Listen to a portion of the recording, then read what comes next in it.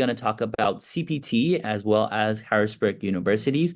We're going to focus on, if you are looking for programs, looking on the, located on the East Coast, and if you're looking for a STEM program, Harrisburg might be your selections. They have 12 programs with CPT options, and also we're going to talk about costs, application staff, CPT policies, and basically just understanding more what Harrisburg University offers. And we're going to have a longer second half dedicated to a Q&A session. So Tyler and Justin here is going to answer everybody's questions. I think Justin's name is not right, so I'm going to quickly edit your name so that there's no confusion. All right, there we go. So I think we can go ahead and get this started. Welcome in everybody to today's info session with Harrisburg. We are very excited to welcome Tyler and Justin on behalf of Harrisburg Universities to give us a presentation about the program offering as well as answer everybody's questions. So if you come in with the questions already, please feel free to shoot that into the Q&A sessions. Our colleague Samir here is going to collect all of the questions and hopefully we can answer them for you. And if we haven't got to your questions or you have any follow-up questions after today's sessions, feel free to scan the QR code. The left is for WhatsApp, the right is for WeChat, and our consultant will be providing one-on-one answers to you, so you don't have to worry about that. So before we go ahead and jump into today's session, we do want to talk about ourselves a little bit. So we are GoElite, and we are a education consultancy located in LA. We offers priority services, including Day 1 CPT university applications, F1 reinstatement or emergency transfer assistance, as well as change of status applications. And our mission is always to help international students to succeed in the US. We are certified by ARRC. ARRC is one of the most respectful organizations in the US in the education industry. And we're also on Google reviews, so feel free to check us out on Google as well. We currently have more than 300 Google reviews. And here you can find us on all social platforms and our contact information in case you need it. And without further ado, I will give the stage to Tyler to let him talk more about Harrisburg. Wonderful. Thank you, Ryan. We're happy to be here and to share a little information with all of you about Harrisburg University. Thank you, students, for spending the time with us this evening. Everybody should be able to see my screen. And as Ryan mentioned, at the end of this presentation, we'll have plenty of time for a Q&A to answer any questions you might have about the university, the programs, curricular practical training that we don't cover in the presentation itself. Just some quick facts to get started on Harrisburg University. It was founded in 2001, and it is fully accredited. It is accredited by the Middle States Commission on Higher Education. And a few noteworthy things about Harrisburg University. It is ranked as the #1 STEM university in the nation, and it's had that ranking now for multiple years. The other thing that you'll find with Harrisburg University is a very, very diverse student body. We have students hailing from more than 102 different countries. So very, very diverse, which makes networking and the experience just wonderful for students. Harrisburg University has 2 campuses here in the United States. We have Harrisburg, Pennsylvania, and an additional campus in Philadelphia, Pennsylvania. The photo here in this image, or in this slide, is of the main campus in Harrisburg, Pennsylvania.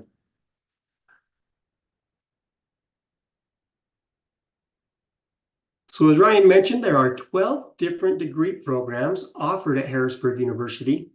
All 12 of them are STEM designated.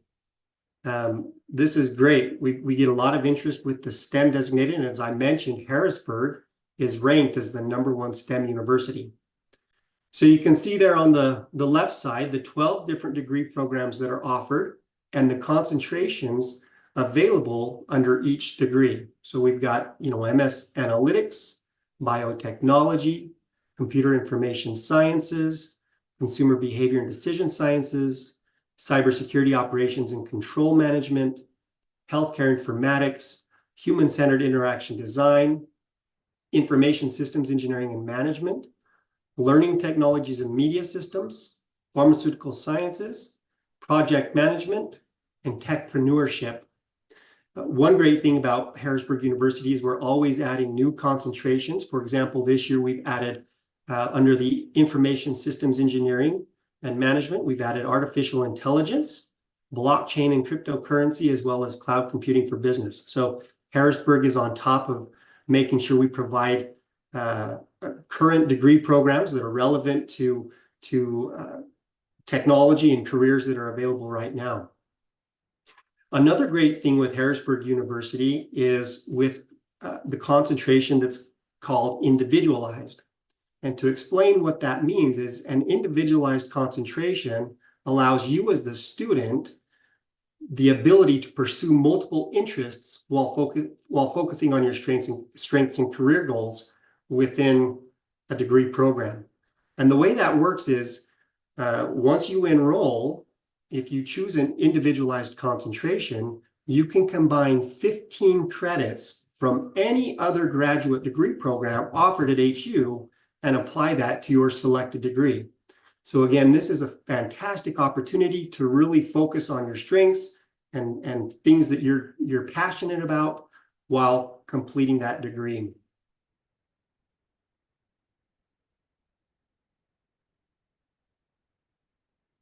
Provide you a little information as far as the format of the program.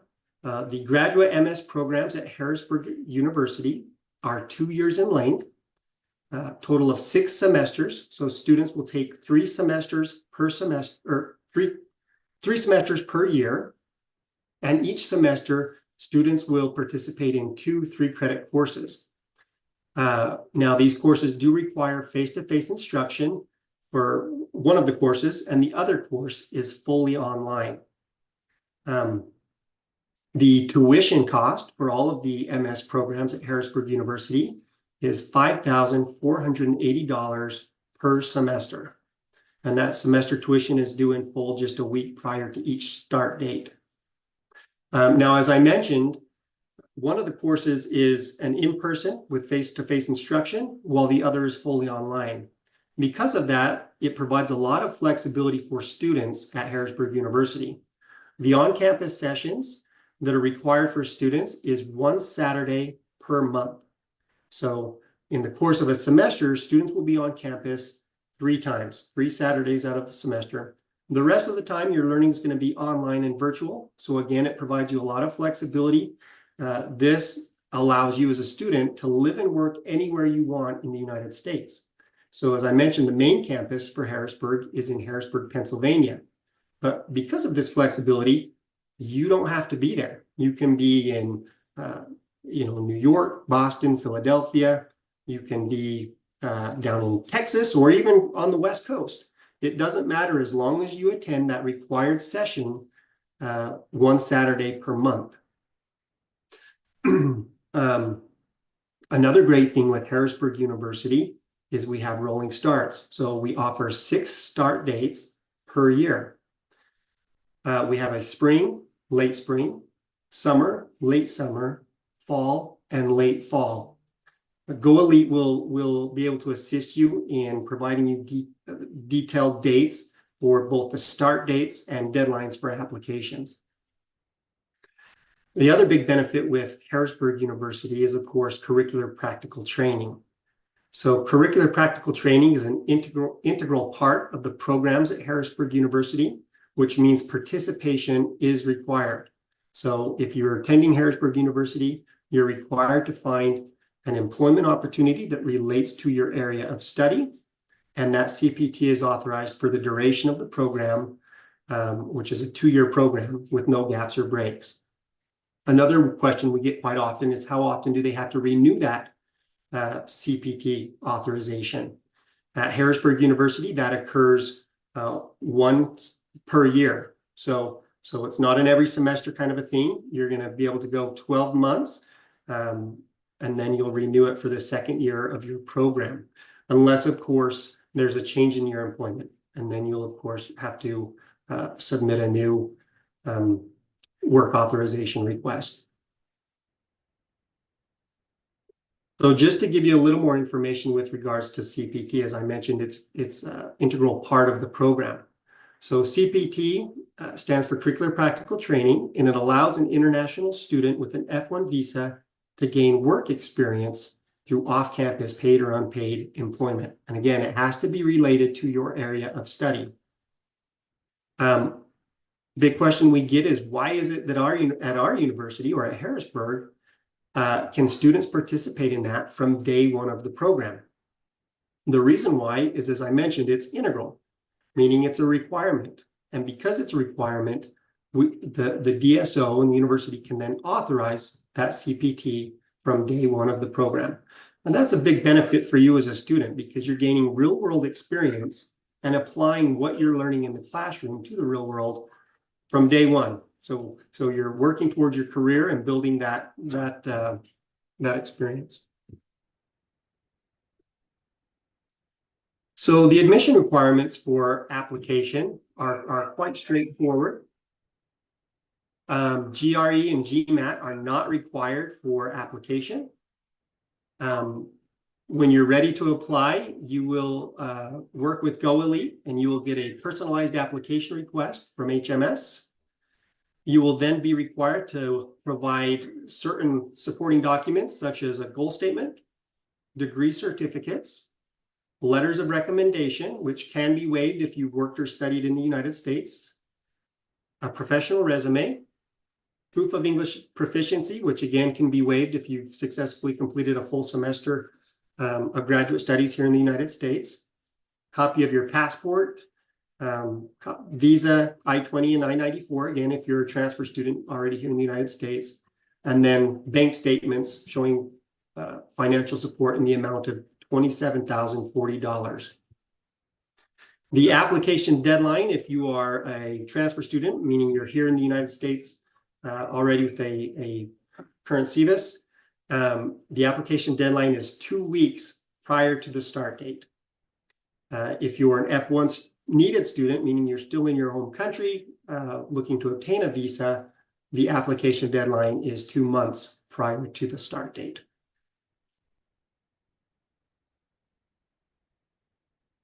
So what does that look like for you as a student? I've broken down kind of an admissions timeline to give you a good idea as far as what to expect when applying at Harrisburg University. Your first step, of course, is to complete the application. So you'll apply through GoElite. You will submit the application with all of your supporting documents. Once that application is submitted, it takes 5 to 7 business days to receive an acceptance letter. There is no application fee to apply. Once that happens, once you receive your acceptance letter as a transfer student, you will then be required to pay a tuition deposit.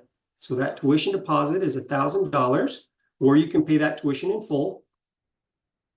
If you're an F1 needed student, you would pay an I-20 deposit and request your I-20. Again, if you're the transfer student, once you make that $1,000 tuition deposit, you can then request to transfer your CVIS record. You'll do that by doing 2 things. One, reaching out to your current school and requesting a transfer out of your CVIS. And the second part of that is requesting a transfer in through Teradata, which is what Harrisburg University uses. Once you've done that step and paid your tuition deposit, you can then begin registering for your classes. So you'll get into Teradata and you'll be able to register for classes for your start date. You'll be able to complete the online orientation. And at that point, you can submit your work placement form or waiver. If you don't have employment, you would yet lined up, you would do a waiver. If you do, you would fill out the placement form. And then you can also submit the CPT work authorization request. Once all of those things are done, the next step is to attend the weekend session. So you'll need to report to campus on the first day of classes, and the on-campus attendance is required. So there are no exceptions, right? It's a requirement of the program.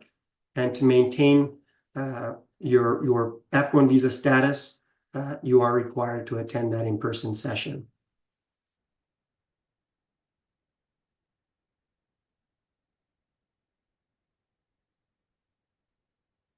I've just got a video here. I just wanted to share with you a student success story so that you can hear from a student themselves who attended Harrisburg University. So my name is Paulo. I'm originally from Brazil. It's a great pleasure to be here at Harrisburg University. Since from Brazil, it was my dream to do a master's degree.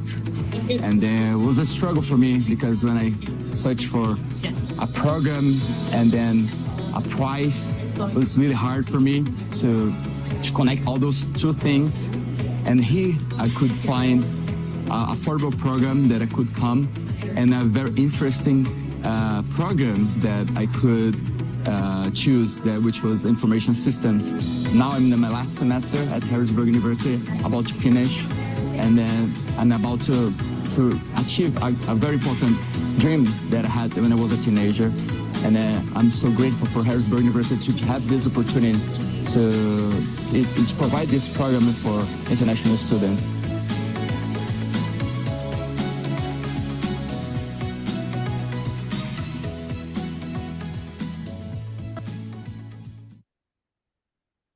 Perfect. So just as an overview of a few of the benefits of attending Harrisburg University.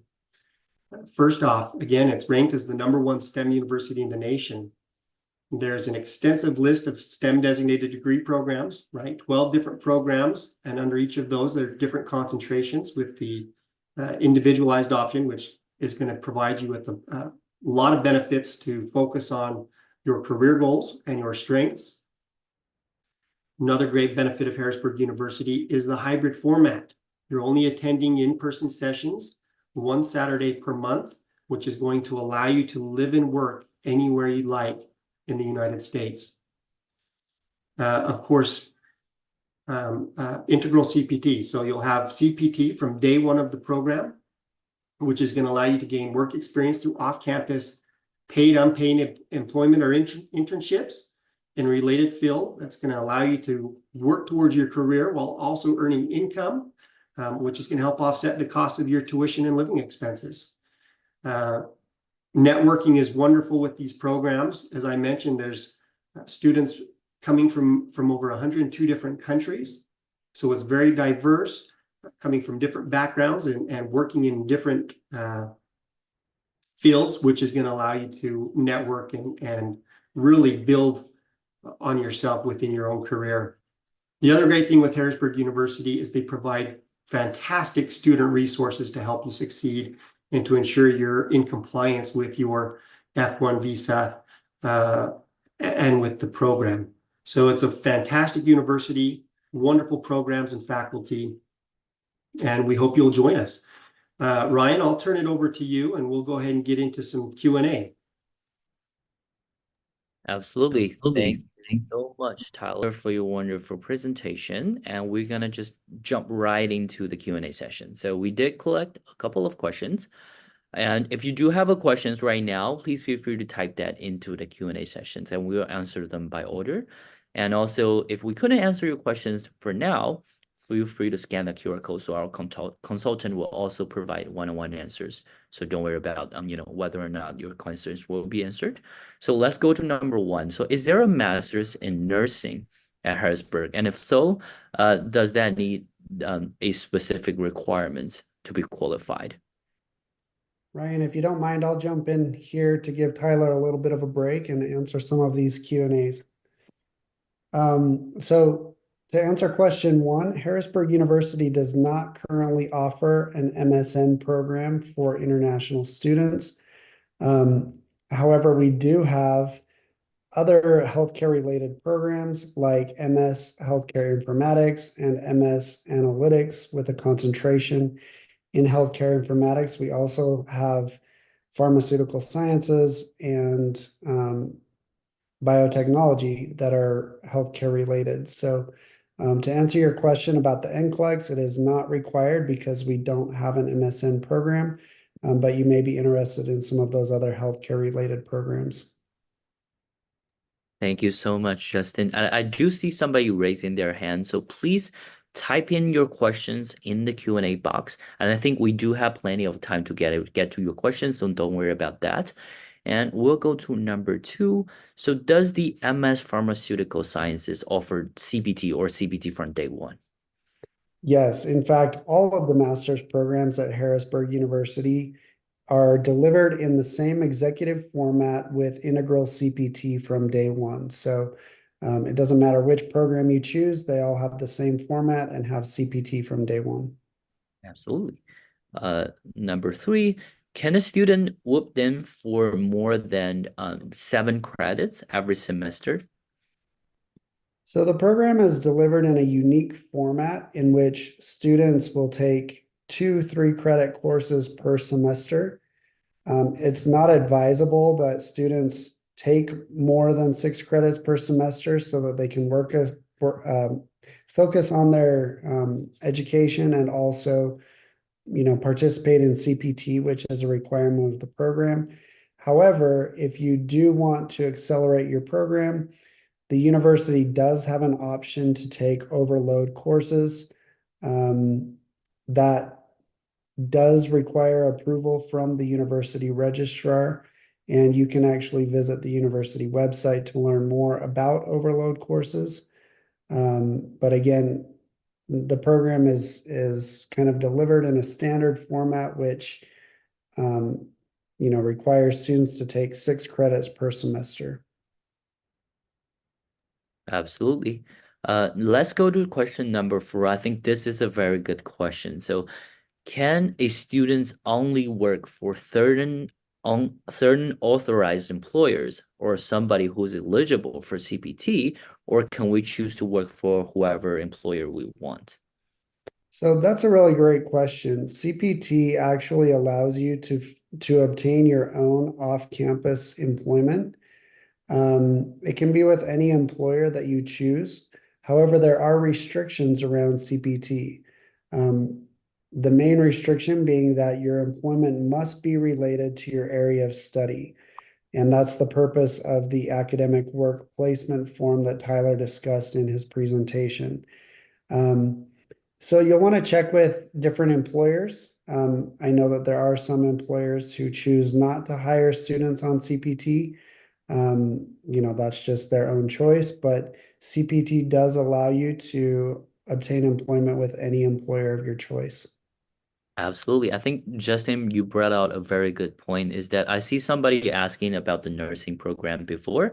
I just wanted to, just step in with our experience dealing with students, is that a lot of registered nurse come to us for programs, and we will say that if you don't have an MS nursing program right now that is suitable for your situation, you can always go for something like a pharmaceutical science program if you have job duty related to that field. So the key thing is that when you're going for CPT, when you're applying for CPT, your employment, your job duty needs to have a direct relation with the classes and the programs you're taking. So keep that in mind. You don't necessarily have to do an MS nursing, but you have to have something related to nursing if you wanted to, go with CPT.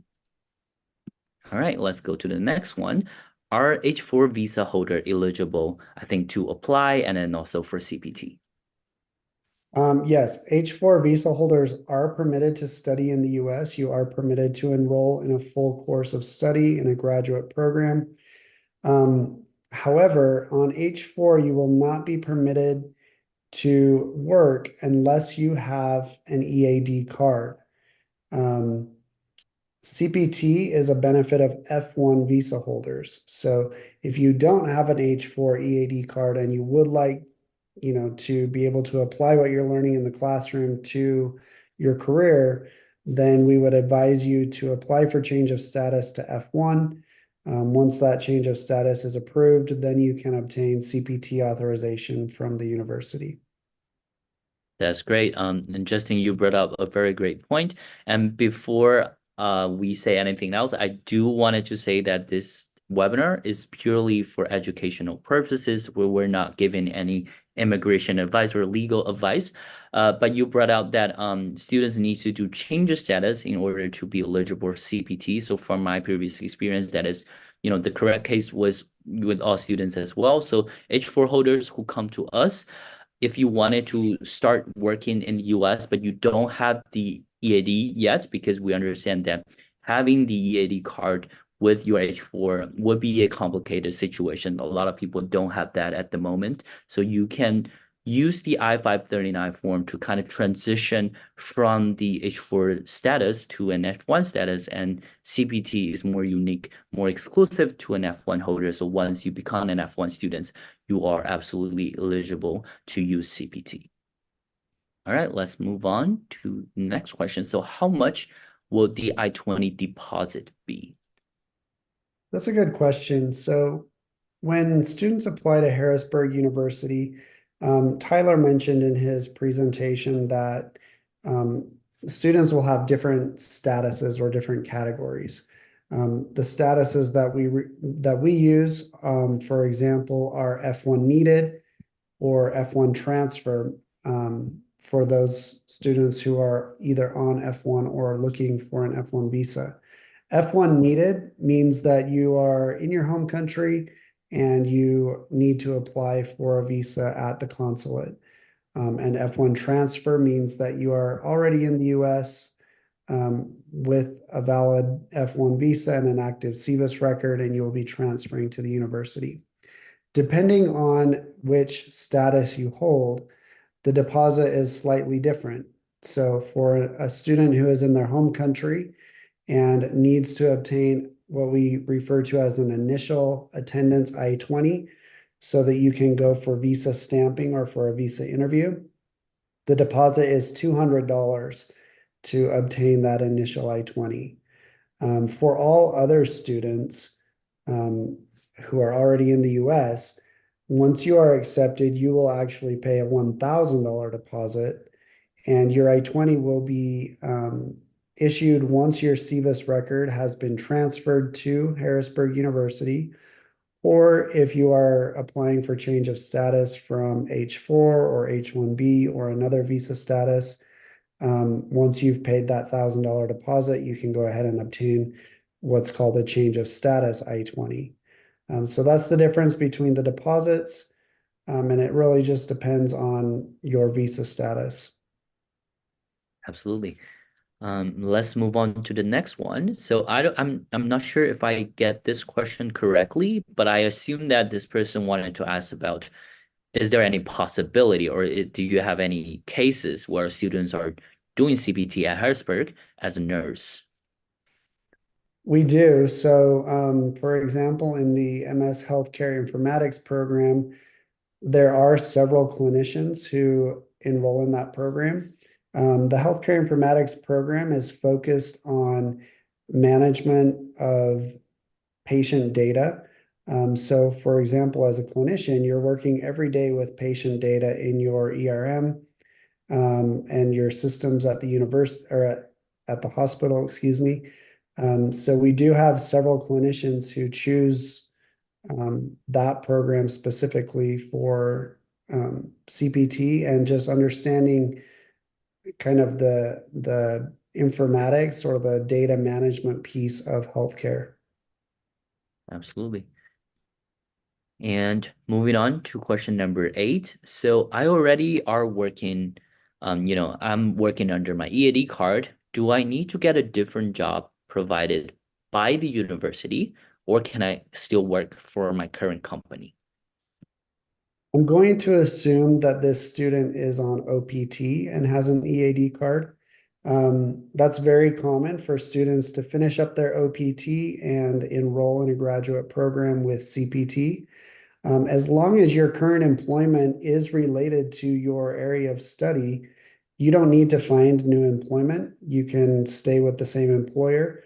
One thing to point out, though, is that on OPT, you do have an EAD card or an employment authorization document.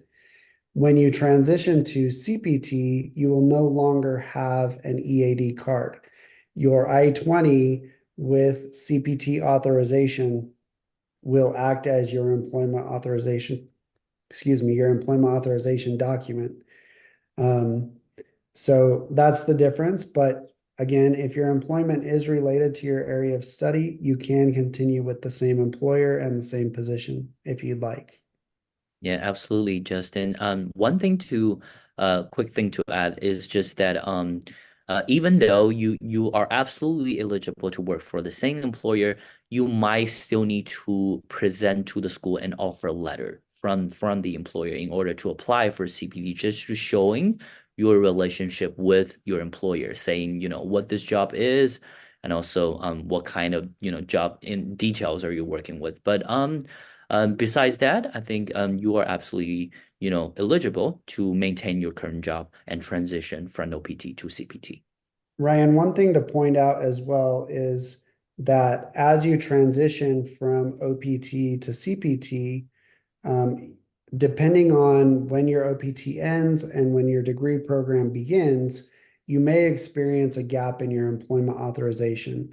And that's something that you will need to work out with your employer, because once your OPT ends, you need to cease working until you have obtained CPT authorization from the university.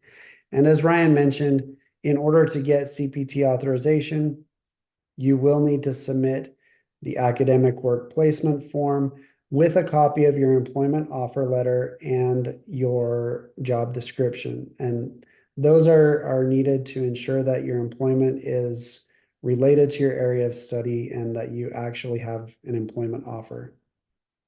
Absolutely. And questions number 9, I think we already answered it in our previous questions regarding, the deposit. So if you come in later, you can absolutely feel free to watch the recordings. We will send to every registrar's email inbox. So don't worry about missing out any contents. You can always watch the recording to find out, what the details about the presentation and also the Q&As. So I'm going to go to questions number 10.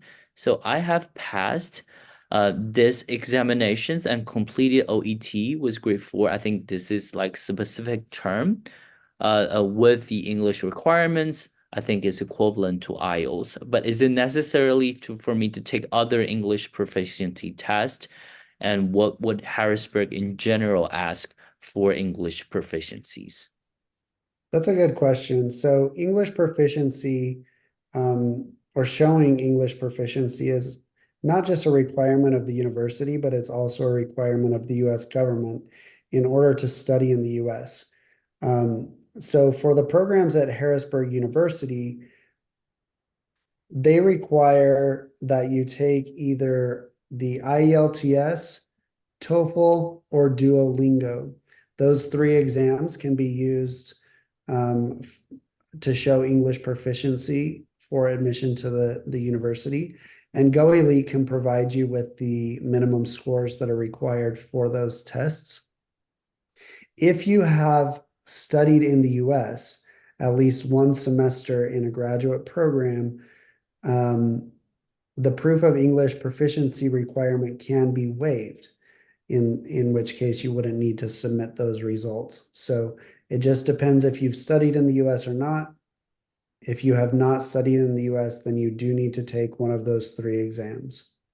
Right. If you are, as Justin mentioned, if you had a US degree, a bachelor degree or a master degree, you can be waived of the English test scores. But for example, if I'm applying for an out of the country or I'm doing change status, I had an H4, I never had a US degree before. In this case, I do need an English test score. So Justin mentioned is whether TOEFL, IELTS, or Duolingo. We would recommend Duolingo because sometimes it's the fastest, is some people say it's the easiest as well. It would be depending on individualized situation. But if you wanted to find out more about, language test scores and where can I get them and information like that, please feel free to scan the QR code. Our consultant will point you to the right directions and give you more information on that. And we can go ahead and move forward to the next question. So my document verification has been completed. I think this would probably be one of the degree verifications. So is it necessary to do another verifications? Yeah, so this question is also related to nursing. CGFNS is a credentialing service that a lot of nursing boards require for evaluation of transcripts. CGFNS is not a credentialing service that Harrisburg University works with. So you can use WES or ECE for your transcript evaluation. If you have earned a degree in the US, it is not necessary to get transcript evaluations. Absolutely. Let's move on to the next one. Do all the programs listed in the presentation need 3 Saturdays a semester on-site attendance, or are they different? All of the programs are the same. They are all delivered in the same executive format, which requires on-campus in-person attendance 1 Saturday per month. You will either attend a morning session or an afternoon session, and that will be indicated when you register for the course. The rest of the time, you will participate in the program virtually online. So 1 evening per week, you will have a virtual session that you will attend. It's usually about an hour and a half. And again, when you register for the class, it will indicate which evening that virtual session is held. And then the rest of the time, you'll participate online on your own schedule. Absolutely. Next one would be a very good questions. So this person wanted to know, are all the programs eligible for all start dates, or are they different in terms of the starting windows? That actually is a really great question. Tyler mentioned that there are 12 different degree programs with additional concentrations that you can choose from. All of the programs are delivered in the spring, summer, and fall terms. However, as Tyler mentioned, there are 6 intakes per year. So we also have late spring, late summer, and late fall. In the late terms, not all of the programs are offered. In fact, it's quite a few less. So you can consult with the team at GoElite, and they can provide you with a list of programs that are offered in each start term. Absolutely. Next question. So is it required for all majors to complete 2 quarters of CPT? Yeah, as Tyler mentioned, CPT is an integral part of the program and it is required. So you do need to participate in CPT during your time in the program. Now, if you do not have employment at the time of the program starting, or if at any point during the program you lose your employment and need, some additional time to find new CPT eligible employment, you will need to submit what's called a work placement waiver, and that will allow you to not participate in CPT while you look for CPT eligible employment. Absolutely. I think your answer kind of touched on the next one as well, but we do want to get like another, more in-depth version from you. So if I don't have a job yet, I don't have a full-time job yet, can I still apply for Harrisburg to all of the program? And also without the job, can I still stay in the program and look for jobs? Absolutely. You don't need to have employment lined up when you apply for the program. Again, if you don't have employment lined up by the program start date, you'll need to submit the waiver. And that's the case if at any point during the program you don't have CPT eligible employment, you'll need to submit that waiver.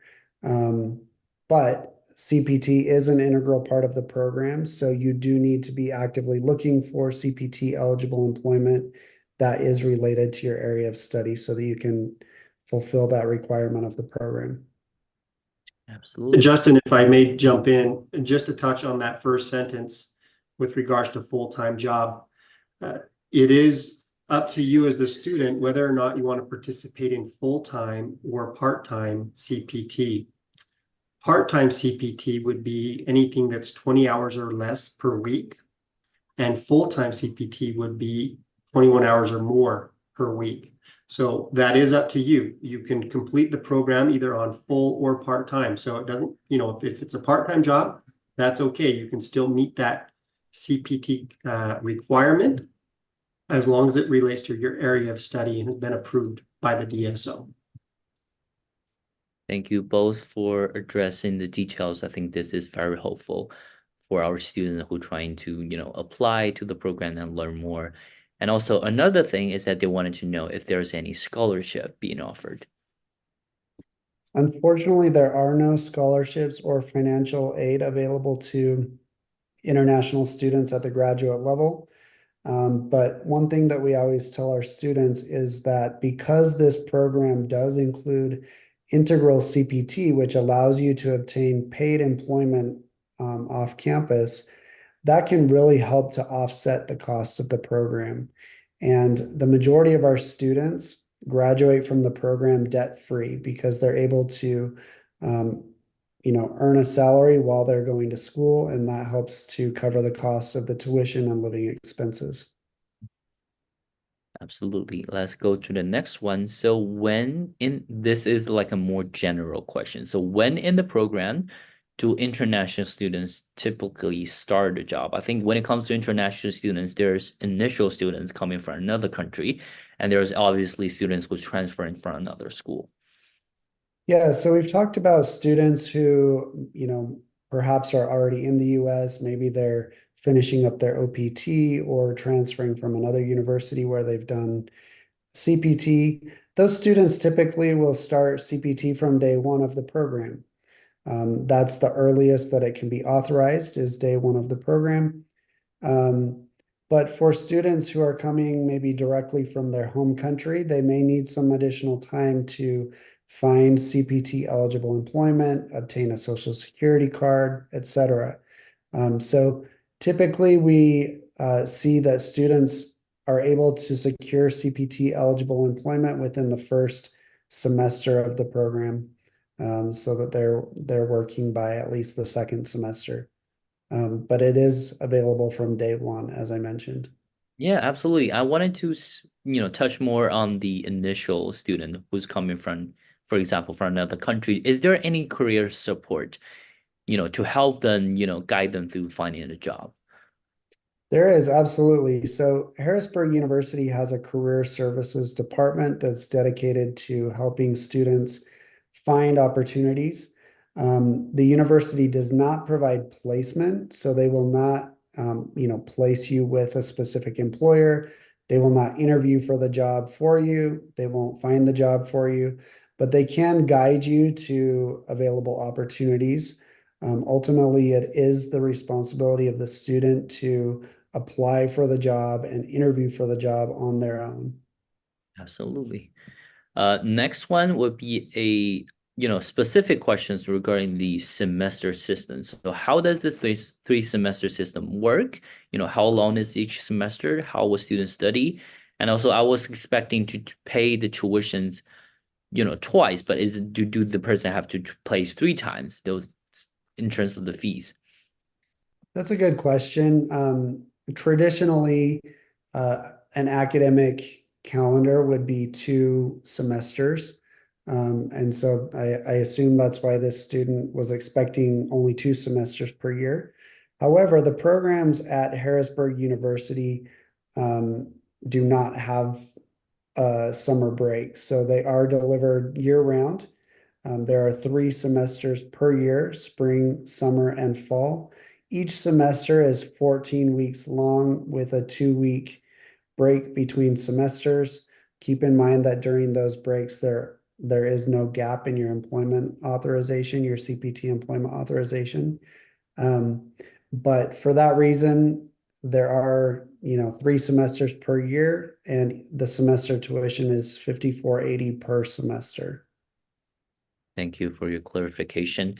I see we still have lots of questions. I wanted to, if possible, to speed up this a little bit so that more students could get their questions answered. So I'm gonna just be jumping onto this one. So do I need an IELTS or TOEFL if I had a master's from the UK?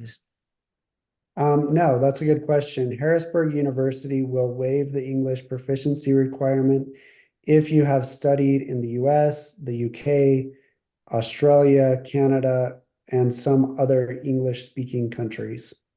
That's great. Moving on. Can you explain how to still be eligible for OPT if after graduation? if I wanted to do the CPT also. Yeah, OPT is optional practical training. It allows you to stay back in the country and work for 1 to 3 years after graduation. All of the programs at Harrisburg University are STEM designated, so you can qualify for 1 year of initial OPT plus a 2-year STEM OPT extension. Keep in mind, however, that you are only eligible for OPT one time at each graduate level. So if you've already done OPT at the master's level, you cannot do it again. If you haven't yet done OPT at the master's level and you wish to do so, then you will need to limit your full-time CPT, that's more than 20 hours per week, to 11 months, 29 days. The rest of the time you can do part-time CPT, which is less than 20 hours per week, since part-time CPT does not affect eligibility for OPT after graduation. Absolutely. And moving on to questions number 23. Very good question. So we kind of talked about this before. I can quickly address this one. Is there any employer who don't recognize day one CPT? So the answer would be yes or no, depending on the situation. So if you're currently working with the employer, I think the best way is to check with your management and HR to see if they support CPT instead of searching online, because sometimes you cannot be too sure. But also, if you're finding an employer whether or not he's accept CPT work authorization, you can also talk to our consultants. I think they prepared for a list of employers that we run into communicating with our students that might not accept day one CPT. So that please scan the QR code to talk to them. They can provide more individualized answers to this question. So let's move on to the next one. What is the process for H4 holders without EAD? I think we talked about this a little bit too. Basically, if you wanted to work with CPT and hopefully full-time once you get a job, if you don't have an EAD, you're gonna have to get enrollment with Harrisburg Universities, and when the school issue you the offer letter as well as the I-20, you will use that to start the change of status applications with USCIS. Once you get approved, you can start working and start applying. So start applying CPT. Once it's approved, you can start working with the university. All right, let's go to the next one. Is there a place we can see what classes are in each degree program, see all the classes? Absolutely. On the university website, you can actually find what's called the graduate catalog, and it's all digital. You can, select the degree program and expand it, and it will give you a description of the degree program as well as all of the courses that are included in that program.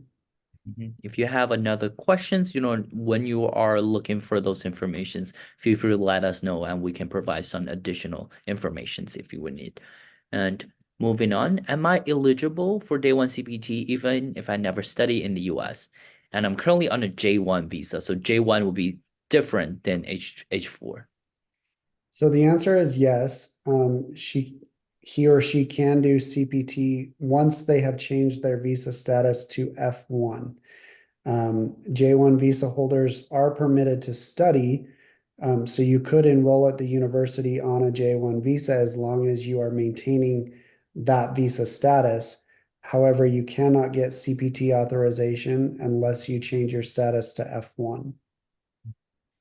All right, next one is also a very great question. Can an employer sponsor the green card during CPT? Again, before I let you answer, I do want to remind everybody, this is not a legal advice or anything like that. This is just, we just answer the questions based on our experiences and also dealing with students.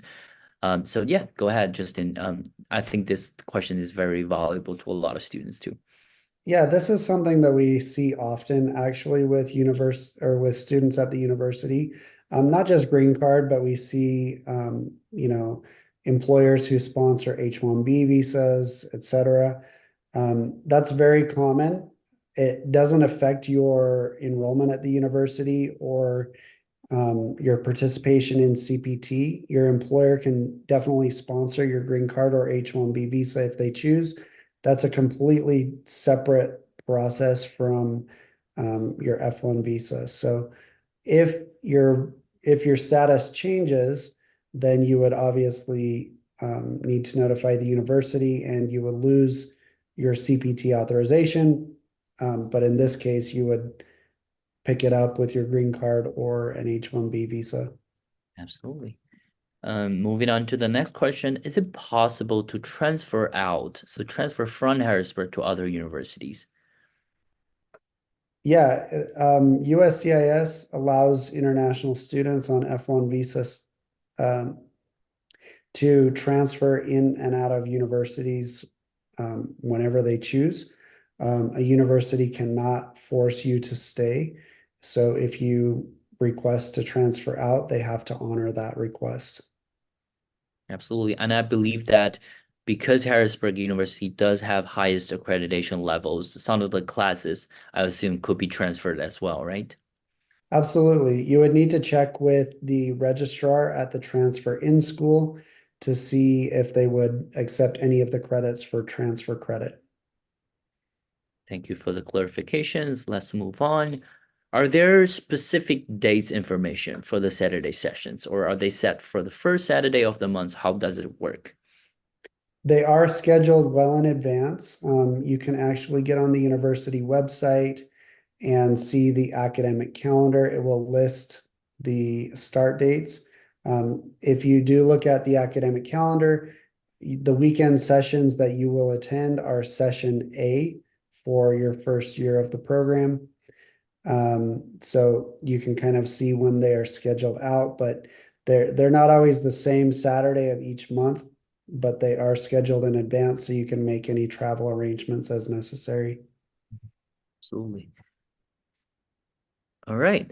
Another question, I think we talked about this already, but this is very important. We wanted to circle back. Are the Saturday sessions scheduled for the whole day? They're not. There are two sessions. There's a morning session and an afternoon session. Each of those sessions is 4 hours long. When you register for your classes, it will indicate if you need to attend the morning or the afternoon session.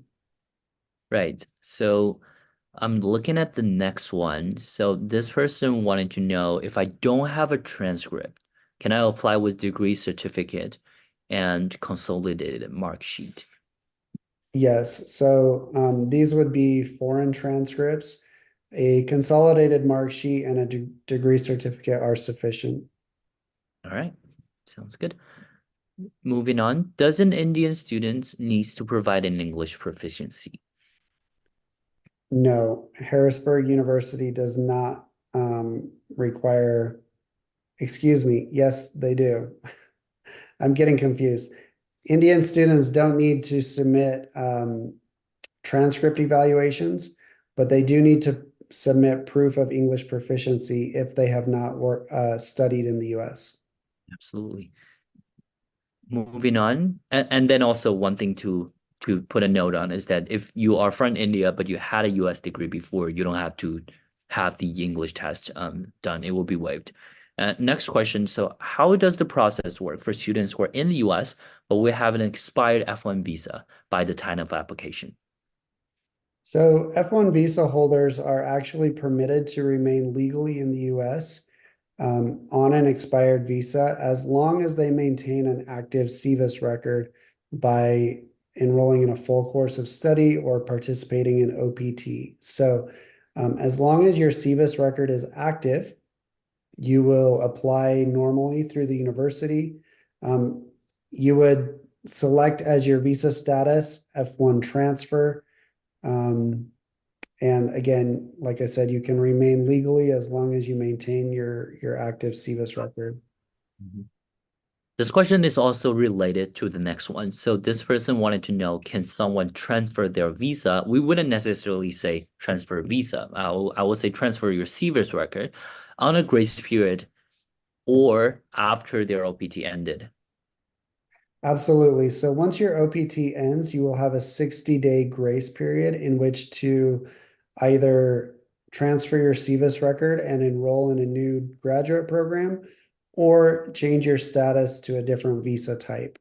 If you're planning on staying on an F1 visa, then you would need to transfer your SEVIS record within that 60-day grace period to keep it active. If you fail to transfer your SEVIS record within the grace period, your SEVIS record will automatically go into completed status and you would need to leave the country. Right. In this case, to answer the question short, if your grace period is still active, you can still transfer to another school. But when your OPT has been ended and the grace period has been passed, then you cannot do the normal transfer. You might have to do F1 reinstatement, based on how long the time would be. So moving on, if my OPT EAD expired in September and the earliest fall program started in August, will I need to cease my employment at any time? This is a good question. So your OPT is going to end kind of in between starts. If you want to avoid gaps in your employment authorization, then I would recommend applying for the fall semester. You would need to have your SEVIS record transferred to the university by August 23rd. Once your SEVIS record is transferred, your OPT will effectively end. However, you can begin CPT from day one of the program, so you would essentially not have any gaps in your employment authorization. You would just seamlessly transition from OPT to CPT. If you're not worried about gaps in your employment authorization, you could apply for the spring term, or excuse me, the late fall term, which begins in October. Absolutely. Let's do the next one. So all right, so I'm getting confused. So how do I actively look for a job if I don't have an SSN? I think this questions would be not too related to, what our school sessions will be, but we can provide some general experiences that our students might deal with. So if you don't have an SSN yet, you can still look for, you can still apply for jobs and do jobs interviews in the US. Once you move to the next stage, for example, you're getting offer letters or you're getting final interviews, you can tell the employers that you don't have the SSN and you would be needing those and in order to work for the US. And then once you got that picked in, you can then just use the SSN and then CPT to start working. But this whole process needs to happen throughout across of time. So if you guys have any tips you guys wanted to share, feel free to jump in. Yeah, one thing that I would add, Ryan, is that it's a little bit tricky because you can't get a social security number until you have an employment offer. So you will need to start looking for jobs even before you get your social security number. Once you have an employment offer letter, as Ryan mentioned, then you can proceed with applying for a social security number. On the university website, if you go to harrisburgu.edu/support, you will find a knowledge base that has answers to a lot of these questions. And if you go to the International Student Office section of that support page, there is actually an article there that talks about how to apply for a social security number. So that could be a beneficial support. Thank you so much, Justine, for your clarifications. Let's move to the next question. So this person just arrived to the US a few weeks back. Can I start immediately and apply to get the offer and then convert to F1 visa? Or, I don't know what your status is when you got into the US, but in general, could the person apply, get admissions, and do the CVIS transfer? Do the change of status. Yeah, this is a little bit of a loaded question because we don't know their visa status. I'm assuming it's not F1 since they're asking about converting to F1. If you have entered the US on a visa status that allows you to study, for example, H-1B, H-4, L-1, J-1, all of those visas allow you to study. You can go ahead and apply and enroll in the program on that visa status. and later apply for change of status to F1 if you choose. If you are on a visa status that does not allow you to study, like a B visa, a visitor visa, then you can go ahead and apply for the program and obtain a change of status I-20 so that you can apply for change of status. Once your change of status has been approved, then you would be eligible to start taking classes and enroll in the program. Absolutely. Thank you so much, Justin. And I'm looking at the Q&A session. I think we have all the questions answered. So I'm just gonna take, oh, we are right on time at our session. So wonderful. So thank you guys so much. And thanks for every attendees coming in. If we haven't addressed your questions, don't worry. Please scan the QR code. Our designated advisors will talk to you one-on-one to answer the questions for you. And I want to take some time to thank Tyler and Justin for coming in to support our students, to answer the questions, and also do the wonderful presentations for Harrisburg Universities. And hopefully we will do this another session very soon. Thanks for having us. Thank you again for hosting us, GoElite. Thanks, Tyler. I'll see you guys soon. Thank you. Bye-bye, everyone. Have a great night.